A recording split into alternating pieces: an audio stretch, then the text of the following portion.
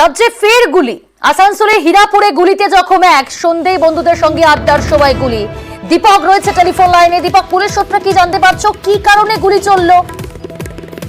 দেখো, পুলিশ এখন ঘটনার দুটো দিক মূলত তদন্ত করে দেখছে। নিছক এক খেলার ছকেই গুলি চলেছে, ঠিক উদ্দেশ্যপূর্ণ ভাবে গুলি চালিয়ে খুন করার উদ্দেশ্যে এই গুলি চালানো হয়েছে, মূলত এটাই এখন তদন্ত করছে এবং আশেপাশের স্থানীয় বাসিন্দাদের জিজ্ঞাসাবাদ করছে পুলিশ।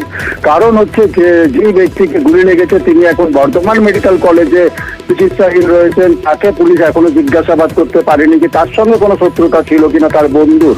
কারণ হচ্ছে কি, যেভাবে বন্ধুদের সঙ্গে আড্ডা এবং সেখানে আগ্নেয়াস্ত্র বার করে এককে দেখানো কিভাবে গুলি চালাতে হয়, সেই সময় কিন্তু আচমকা গুলি চলে যায়, যাতে কিন্তু জখম হয় তারই বন্ধু। প্রথমে তাকে আসানসোল জেলা হাসপাতাল নিয়ে যাওয়া হলে পরে কিন্তু তাকে অবস্থার আশঙ্কাজনক থাকায় তাকে বর্ধমান মেডিকেল কলেজে ভর্তি করা হয়েছে। বর্তমানে তার চিকিৎসা চলছে। এখানে পুলিশ এখন মূলত দুটো দিক খতিয়ে দেখছে। নিশ্চয় এটা দুর্ঘটনা ঘটেছে খেলার ছলে, উদ্দেশ্য গুলি চালানো হয়েছে। এই দুজন কারা? এদের কাছে পিস্তলটা এলো কি করে?